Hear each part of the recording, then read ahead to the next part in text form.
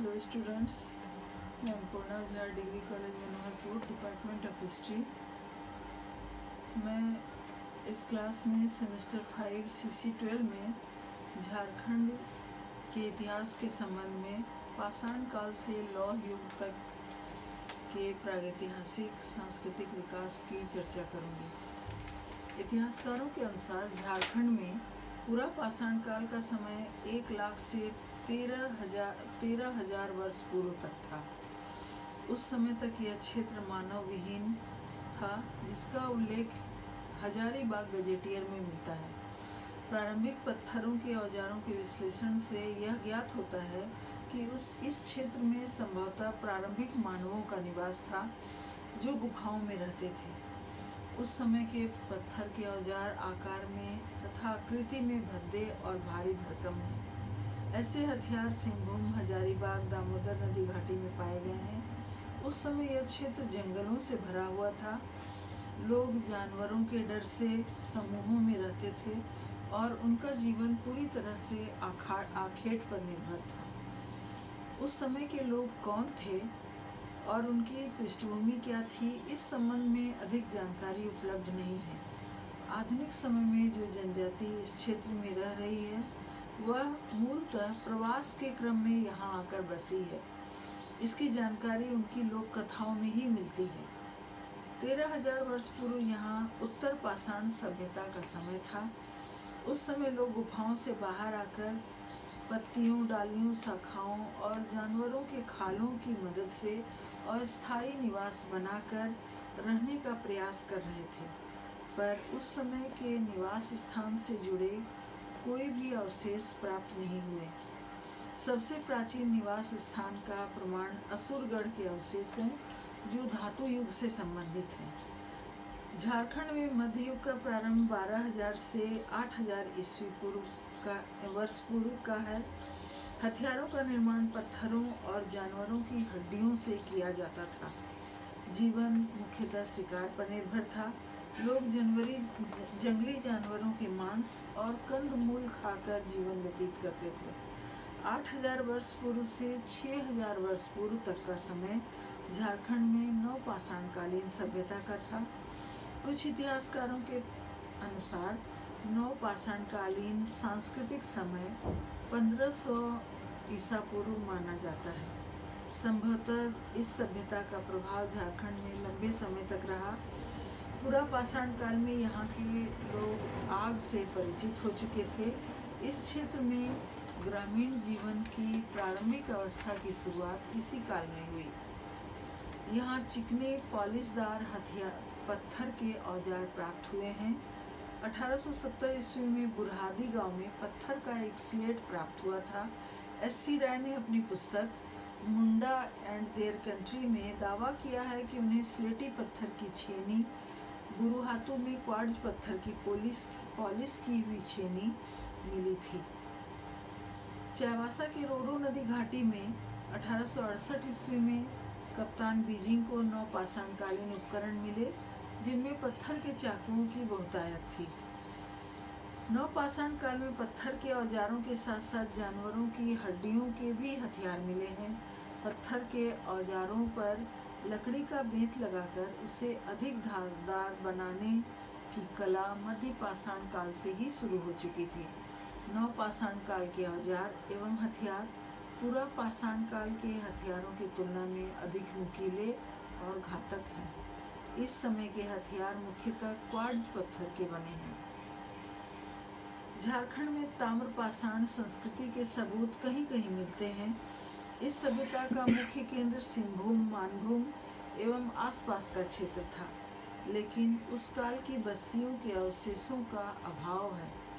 झारखंड में नवपाषाण काल का अंत होते होते धातुओं का प्रयोग आरंभ हो चुका था। सबसे पहले तांबे का उपयोग हुआ, इसके बाद कांस्य एवं लोहे से भी लोग परिचित हुए। झारखंड के धातु युग को मुख्य रूप से 3 भागों में बांटा जाता है: ताम्र युग, कांस्य युग और लौह युग। ताम्र युग ने जनजातीय संस्कृति में क्रांतिकारी परिवर्तन ला दिया। पत्थर और हड्डियों के औजारों तथा हथियारों के स्थान पर लोगों ने तांबे के हथियारों का उपयोग आरंभ किया। जिसमें तांबे के शीर्ष वाले तीर, चाकू, कुल्हाड़ी, बेधनी प्रमुख थे। विश्व स्तर पर तांबे का आविष्कार सर्वप्रथम 5000 से 4000 वर्ष पूर्व आरंभ हुआ था। झारखंड क्षेत्र में उल्लेखनीय तथ्य यह था कि यहाँ ताम्रयुगीन संस्कृति का विकास जनजातीय क्षेत्र में हुआ। उस समय के जनजातीय लोग, विशेषकर असुर, बिरजिया एवं अन्य आदिम जनजातियाँ तांबे के खानों से तांबा प्राप्त करके उसे गलाकर तरह तरह के उपकरण बनाते थे। उस समय के लोग ईंटों अथवा पक्के मिट्टी के बर्तनों का उपयोग करते थे या नहीं, यह विश्वास के साथ नहीं कहा जा सकता, क्योंकि ईंटों के सर्वप्रथम प्रयोग से संबंधित साक्ष्य असुरगढ़ से प्राप्त होते हैं, जिसे लौह युग का माना जाता है। इतिहासकारों के अनुसार ताम्रपाषाण संस्कृति का केंद्र सिंहभूम क्षेत्र ही होगा, जो आज भी ताम्र उत्पादन का मुख्य केंद्र है। संभवतः तीर का उपयोग या हथियारों में ताम्र शीर्ष का उपयोग इसी समय से आरंभ हुआ होगा। पूरा पाषाण काल में मानवों के पास सिर्फ पत्थरों के औजार थे। मध्य पाषाण काल और नवपाषाण काल में उन्हीं पत्थरों के औजारों में लकड़ी के हत्थे लगाए जाने लगे। नवपाषाणकालीन चिकने, चमकदार तथा नुकीले पत्थर के औजार, कुल्हाड़ी, तीर आदि झारखंड में मिले हैं। यहाँ धातुओं के औजार, विशेषकर तांबे की कुल्हाड़ियाँ बड़ी संख्या में प्राप्त हुई हैं, जो यहाँ ताम्रपाषाणकालीन संस्कृति के प्रभाव को दर्शाती है। जनजातियों द्वारा धनुष बाण का प्रयोग उसी समय से आरंभ हुआ। लगभग 3000 से 2000 वर्ष पूर्व के समय को इस क्षेत्र में ताम्रकांस युग के प्रारंभ का काल माना जाता है। इतिहासकारों का मानना है कि झारखंड में मुख्यतः छोटा नागपुर में ताम्रकांस युग दीर्घ काल तक चलता रहा तथा इस युग के समाप्त होने के पश्चात ही इस क्षेत्र में लौह युग का आरंभ हुआ। उत्खनन और अनुसंधानों के क्रम में यहाँ कई तरह के तांबे के हथियार पाए गए। ताम्रकांस्य सभ्यता का केंद्र सिंहभूम और मानभूम ही था। ब्रिटिश काल में यहाँ तांबे की खानों से तांबा का पुनः उत्पादन आरंभ किया गया। सिंहभूम में दुआटपुरम से बहरागोड़ा तक 125 किलोमीटर लंबाई की पट्टी में तांबा पाया जाता था। कई स्थानों पर तांबा निकालने के अवशेष और सबूत मिले हैं। उस समय तक उत्खनन का तरीका प्रारंभिक स्वरूप में होने के साथ अवैज्ञानिक भी था। यहाँ से तांबे और तांबे के औजारों का विभिन्न क्षेत्रों में निर्यात किया जाता था। तांबे के उत्पादन मुख्यतः असुर जनजाति के द्वारा किया जाता था, पर असुरों के समकालीन पहाड़िया और बिरहोर जनजाति भी तांबे के उत्खनन कार्यों से जुड़ी थी। झारखंड में ताम्रकांस्य संस्कृति के संबंध में प्रथम जानकारी W. जोन्स एवं J.C. हॉटन के द्वारा दी गई। यहाँ के राजदोहा क्षेत्र में प्राचीन तांबे की खान मिली है, पर यहाँ का तांबा कम गुणवत्ता का था। झारखंड में ताम्रपाषाण संस्कृति एवं ताम्रकांस्य संस्कृति के पश्चात लौह संस्कृति का आगमन हुआ। प्राप्त प्रमाणों के आधार पर विभिन्न इतिहासकारों ने इस क्षेत्र में लौह युग की तिथि 1000 ईसा पूर्व के आसपास निर्धारित की है। एशिया माइनर में लोहे की खोज 1400 ईस्वी पूर्व में हुई थी। भारत में मगध साम्राज्य के उदय और उत्कर्ष के पीछे भी लोहे की खोज ने महत्वपूर्ण भूमिका निभाई थी। लोहे की उपलब्धता के कारण ही मगध साम्राज्य अपने समय का सबसे शक्तिशाली राज्य बन गया था। भारतवर्ष में लोहे का उपयोग लगभग 1000 ईसा पूर्व माना जाता है। इतिहासकार वीरोत्तम के अनुसार असुर और बिरजिया लोगों ने 1200 से 500 ईस्वी पूर्व के बीच उच्च तकनीक का लोहा विकसित कर लिया था। वीरोत्तम ने इस क्षेत्र में मुंडाओं के आगमन की सर्वमान्य तिथि 500 ईस्वी पूर्व के आसपास माना है। 1500 ईस्वी पूर्व के आसपास माना है। लगभग 1500 ईस्वी पूर्व में मुंडा भाषी जनजातियां छोटा नागपुर के प्रदेश में आई होंगी। अतः यह कहा जा सकता है कि मुंडा लोगों के आने के बाद ही यहाँ लौह युगीन संस्कृति का विकास हुआ। इस क्षेत्र में असुर जनजाति के लोग लोहे को गलाकर औजार बनाने का काम करते थे। झारखंड में असुरों के निवास स्थान से जुड़े हुए कई बस्तियों में लोहे की सामग्रियां प्राप्त हुई हैं। असुरों द्वारा निर्मित असुरगढ़ में लोहे के अनगिनत साक्ष्य मिले हैं। लोहे गलाने वाली कई भट्ठियों के अवशेष भी प्राप्त हुए हैं। ये लोग लोहे को आग में गलाकर औजार बनाते थे, जिसकी सबसे अधिक मांग मगध साम्राज्य में थी। झारखंड का लोहा मेसोपोटामिया तक भेजा जाता था। इससे संबंधित साक्ष्य भी मिले हैं। यह निर्यात संभवतः मगध साम्राज्य या बंगाल की खाड़ी के माध्यम से ही किया जाता होगा।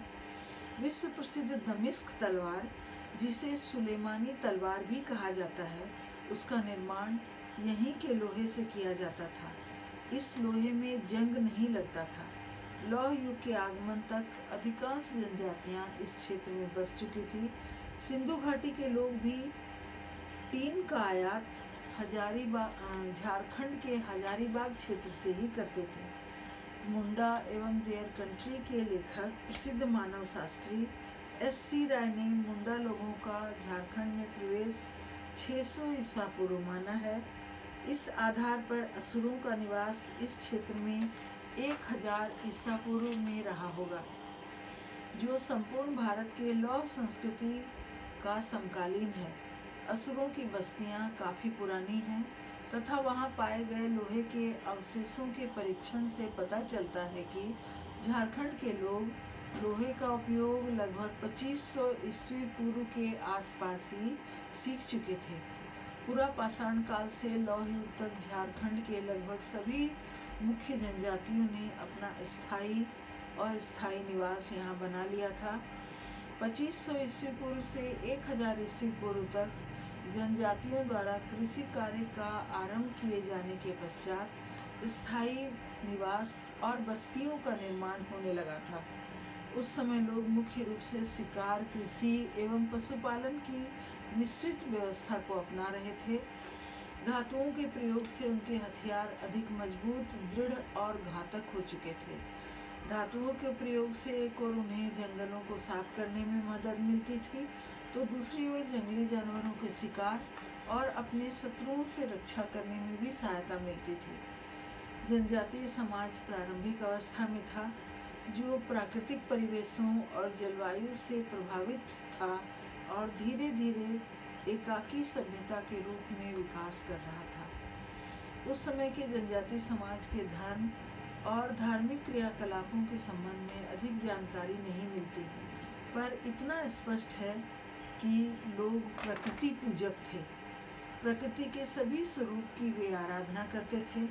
वर्तमान जनजातीय समाज में भी प्रकृति के स्वरूपों की आराधना आज भी परंपरागत रूप से की जाती है।